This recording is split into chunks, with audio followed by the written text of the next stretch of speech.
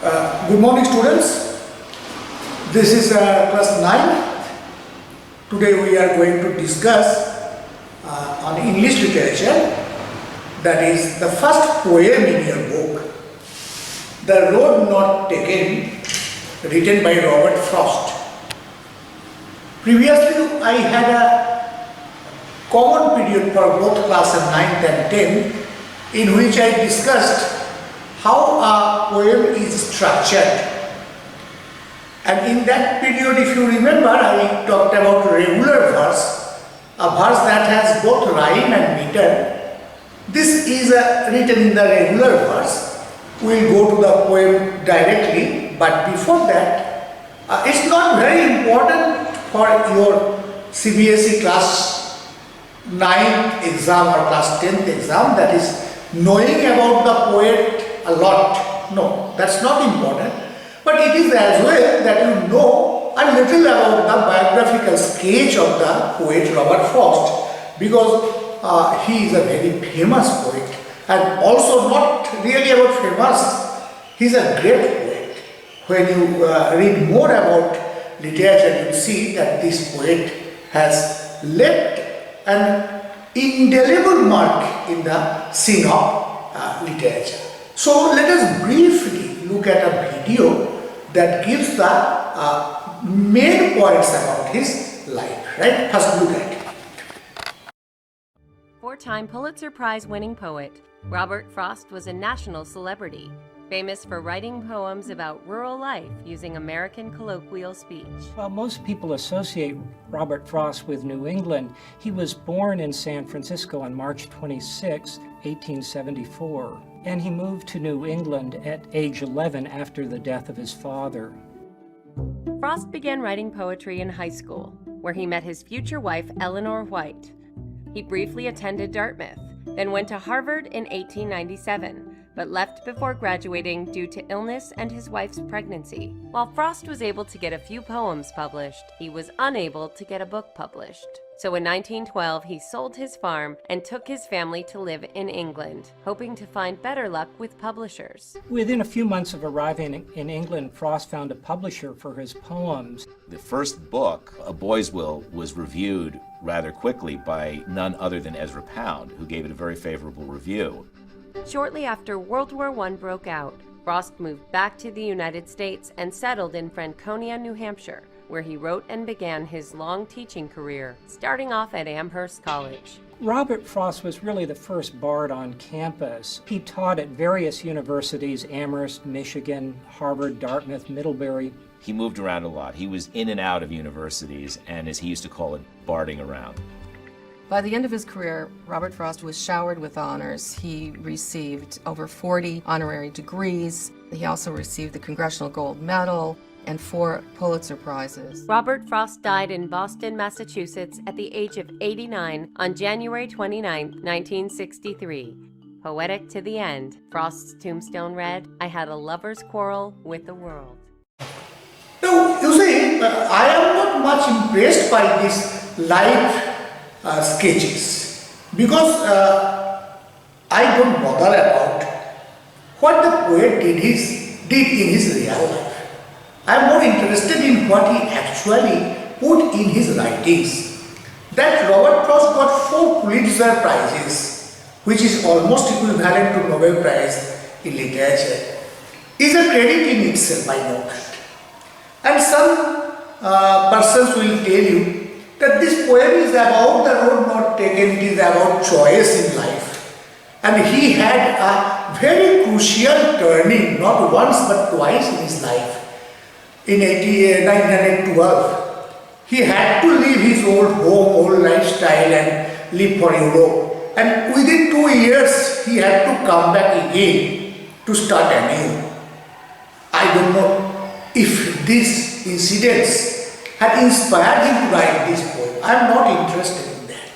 What I am interested in this, that what this poem teaches us to do in our life. What this poem has taught us, what to do in life when we come to a crossroad. Now, one thing we must know in advance. That is what is the speciality of Robert Frost poem, what is speciality of his language. This we must know. 2 points. Number 1, Robert Frost always wrote in very simple language and very simple incidents. Almost as simple as that 2 neighbors, they are building a wall between their lands.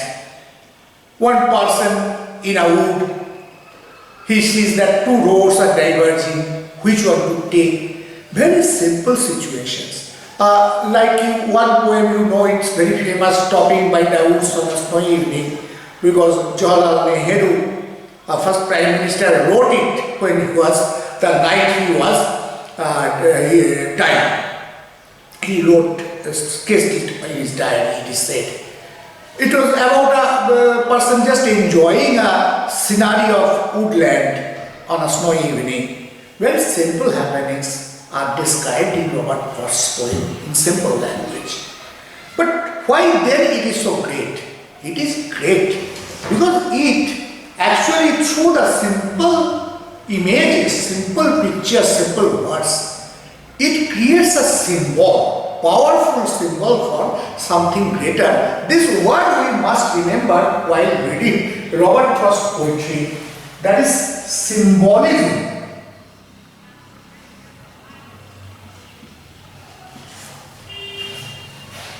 What is symbolism? The basic question should be, what is symbol? You know what is symbol. In your math period, in your science period, in your daily life, you have come across symbols. Symbols are very simple. It may be picture, it may be something very ordinary thing. In mathematics you see a symbol like this. It will tell you that it is a compilation of things, adding up of things. If you see it on somebody's neck, like somebody wearing a symbol like this symbol, you will know that it symbolizes Christianity. You will see that symbols may be like this. Say you are writing A, but that this A symbolizes a sound, particular sound, etc. Symbols are everyday thing, very small, picture, sound, whatever. Like you see our Hindu auspicious symbol is like this.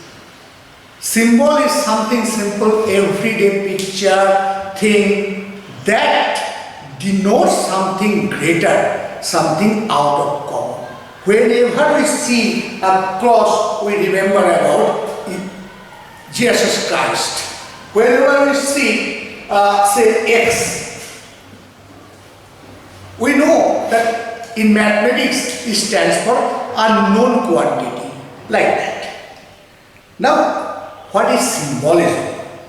When a particular writer, he goes on describing very simple things, but denotes something greater, because he used these simple things only as symbols. We call this particular type of writing symbolism, and Robert Frost's poems are full of these symbolism. So let us just remember the definition of what is a symbol and symbolism in poetry through a slide. Please look at it.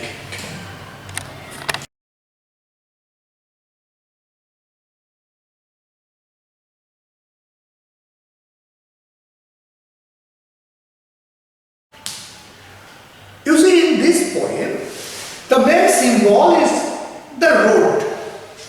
Road is in itself a symbol. We use such words in everyday life. हम लोग we do something wrong, you do something wrong. We call जो वो लड़का वो लड़की भटक गया या भटक गई. This word भटक गया भटक गई, it denotes that you have strayed away from the main road. You have taken some wrong road. In English, we use many common phrases like that. You know, at the crossroads.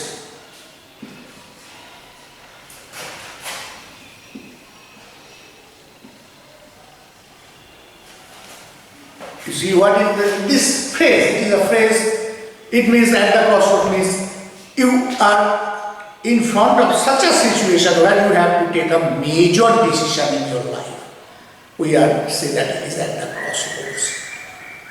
Like Dhoni, Mahendra Singh Dhoni is now at the crossroads of his career, whether he should give up playing cricket or he should continue. The same way, take a wrong turning. The way I told you just now, Bhatak Jana, you took a wrong choice in your life. We use the symbol of road here. We do it every day, right? In the same way, this road here symbolizes a choice in life. The poet creates a very simple picture. A picture will be like he was walking in the morning, has a morning walk through a forest. The forest was, I think, yellow forest. That means it's a forest of maple trees. That doesn't matter. Matter is that somewhere the poet has a choice of two roads diverging two different ways. And he is at that moment at the crossroad. He is thinking of taking one because he is one person. He cannot take both at the same time. And he is afraid whether the path he will take is a wrong turning or not. And what happens after that? That is the symbol used, the road, the choice one must make in one's life. I think a few pictures will tell you what the situation was like. Then we will go into the poem. Please look at this picture I have cut from the internet. Look.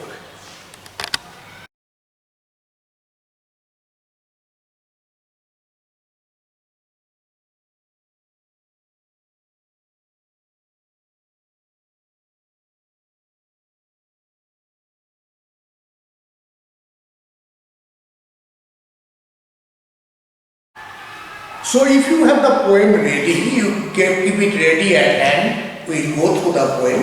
This is the first stanza. You have already idea what the situation is like through the pictures I just gave you. Now look at the poem. At the outset we do a little structural exercise because those things are sometimes asked by CBSE. There are 5 lines in each stanza. Stanza is like a paragraph in a poem. What is the paragraph in a prose? A stanza is the same thing in a poem. This poem is made up of 4 stanzas with 5 lines in each stanza. 1, 2, 3, 4, 5. When it's a 5-line stanza, we call it a pentet. When it's 2-line stanza, in Hindi we call it doha, in English we call it couplet. In the same way, 3-line stanza, triplet. 4-line stanza, what is chaupai in Hindi, we call it quartet, etc. This is a 5-line stanza, so it is written in pentet form. And what is the rhyme scheme? 2 rows diverge in a yellow wood. The first sound, we denote it with A, small a. Sorry, I could not travel both. A new sound, we denote it with the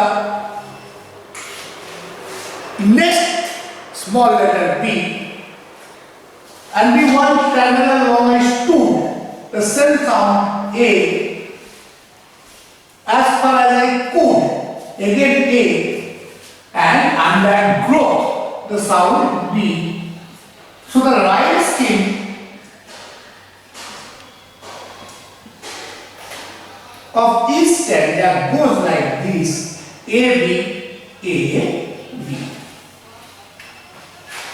So if you have understood it, get your poem ready and let's read the first stanza of this poem. Let's look at that picture just once more to remind where we are, what a poet is.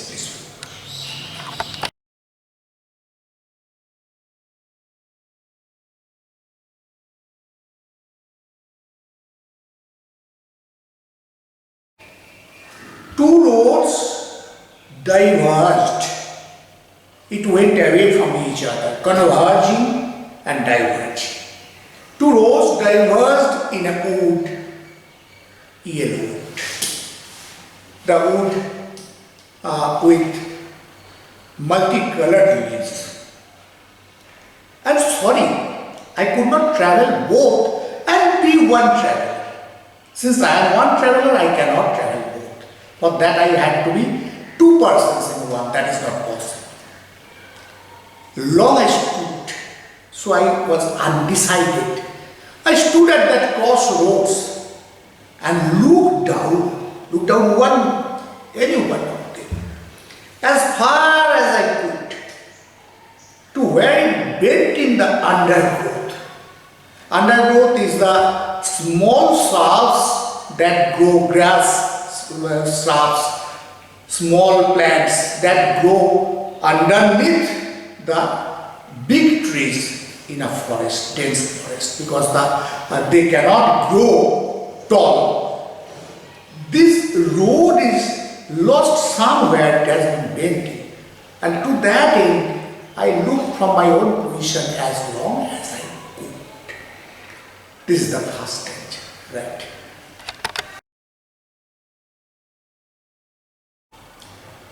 Then took the other. After I had a good look at both of the paths, I had to choose one. I looked at one as far as I could and then took the other.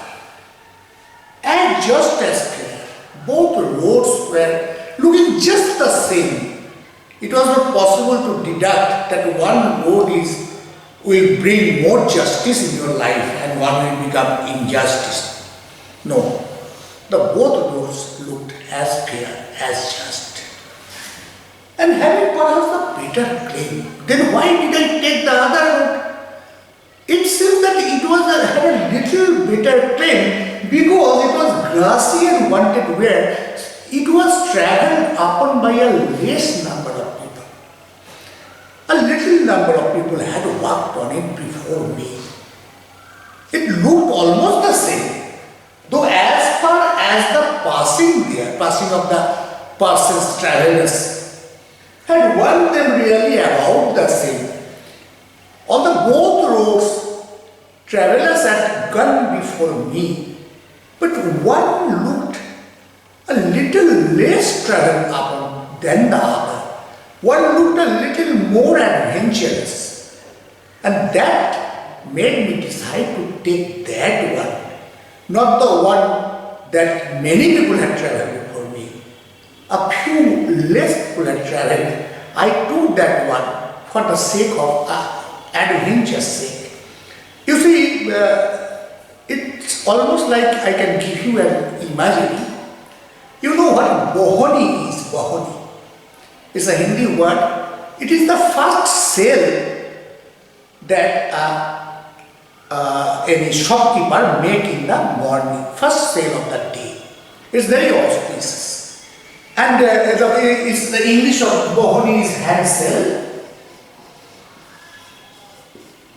You can actually learn a new word. It is almost like you have gone in the market very early in the morning, and two shopkeepers opened. Both looked just the same, that they are of the same level. You can buy at any one. But one person told me that, sir, आज मेरा बोहनी नहीं हुआ. उसका तो हो गया, and you feel that, okay, let's buy from this person. In the same way, these two roads, both are traveled upon, it looks the same, but one seemed as if that particular morning nobody had gone before me, so I took this other one.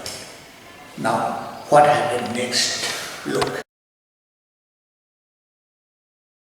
And both that morning, equally, that crucial morning, if you take it as a symbol, that particular turning point of my life, in which I had a choice, and both the roads, that morning no one had previously walked upon. No, that is, they were full of leaves, and no steps had trodden them black. There is no footprint before me on that particular day. Oh, I kept the first for another day. When I thought, okay, let me buy from this shop today, आज इसका बोहनी करवा देते हैं, कल वो दुकान से कल बोहनी करवा देंगे फिर. So I thought that let me take one road today and I will give the first one. I will come back and travel on that road on another day. I thought it. But here you see the symbolism grows more specific. Knowing how way leads on to way, the poet knows that there will be hardly any chance of coming back. Time cannot be turned back. The clock cannot be turned back. So he thinks that I will be coming back and take that road, try that road another day, but he knows in his mind that it is not possible, because one way will lead on to another way, that will lead on to another way. I must go on and on forward, not backward. I doubted if I should ever come back. I thought, but I doubted if I have a second chance to rectify what I am doing just now. And that takes us to the last stanza. What happens actually when the poet has moved further on the chosen road? Look at it.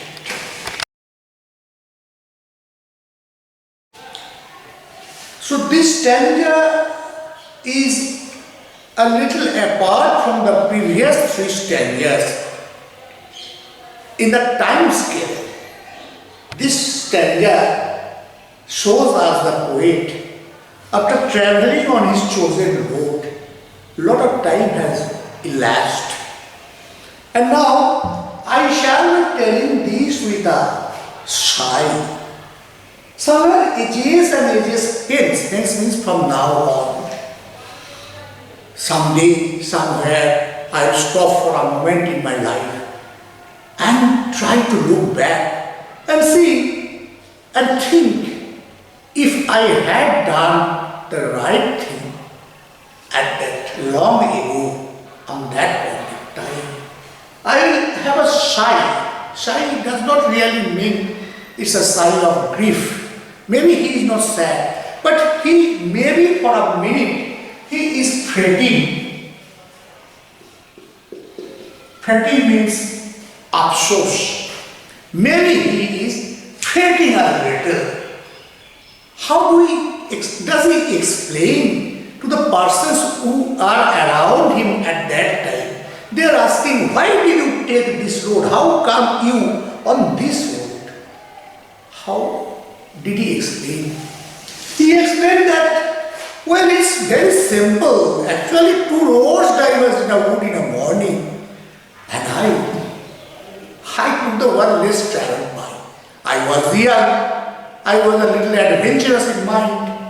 I took the one that less number of travelers had gone before me.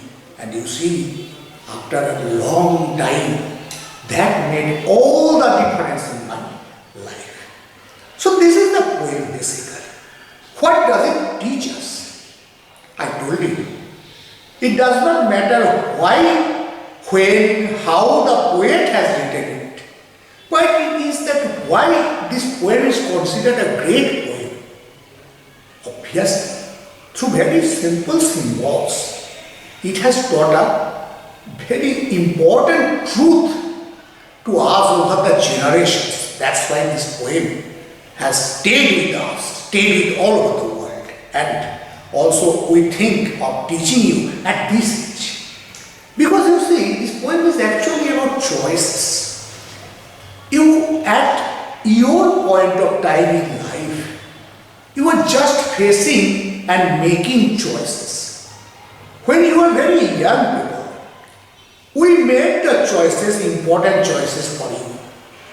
What kind of dress you should wear, what kind of haircut you may have, you are permitted to have, what school, what kind of school you should be entered upon, what kind of friends you should make. All these were chosen by your elders, parents, your teachers. What should you do, what should not do. But now you are no longer really children. You are almost started growing up. You are young adults, teenagers. From now on, some of the choices we are giving away to you, that you make your own choices. You can have your own haircut, right? But think about the kind of haircut that will not shape your family. You can spend your time looking at internet, studying or playing games.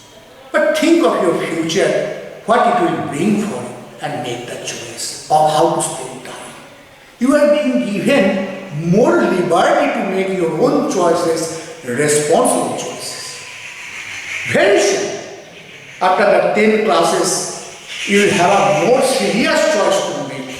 Life is about making choices. But mind you, not always you will have a second chance. It is not like taking, say, Rasgulla and say jalebi. I will take jalebi today, I will take Rasgulla tomorrow. It's childhood choices, not like that. Very soon you will have to choose after class 10 what kind of result you are going to do. You have to choose between science and arts. 2 years henceforth you will have to choose whether you are wanting to become a doctor or an engineer. All these choices you cannot take back what you choose once you have chosen it. And next, to be a citizen, you have to choose and vote for your own candidate. What kind of candidate you should vote for, what kind of party you should vote for. Very serious choices. These choices make the nation either great or very bad. In your life, whom should you marry? Again, what you should choose for your children, what kind of education they should get.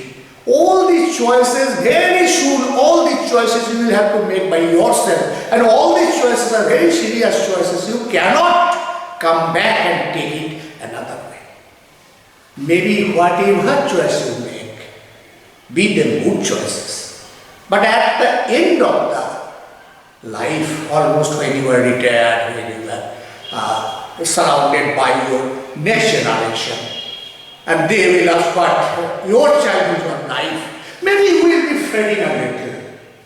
But you cannot come back and undo the difference that your choice today will make. So this poem teaches you to choose responsibly, looking into the future. That's what this poem is really about. I hope you have understood it. Now let's look at the whole poem and read it once more with me. You just read it how I am reading and get the total meaning at a time. Look at the poem and read.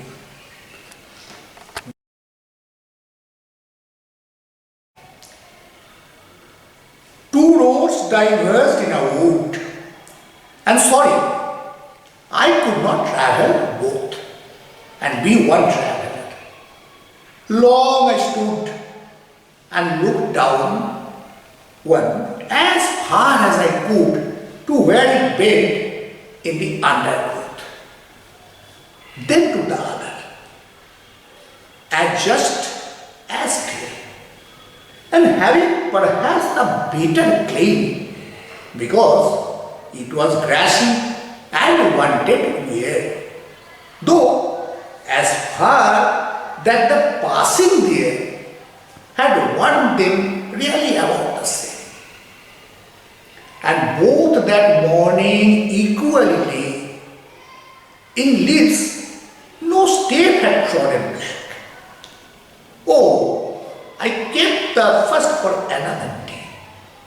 Yet, knowing how well lays on to way, I doubted if I should ever come back.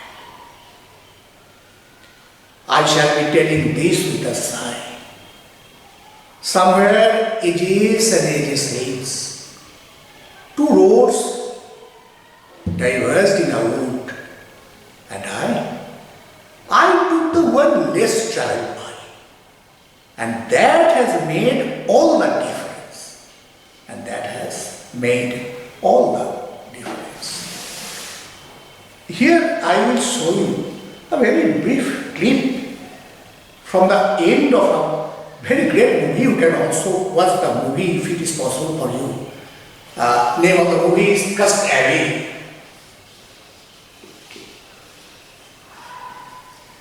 The last, at the end of the movie, the hero comes at a crossroad, and the hero got an Oscar for this one.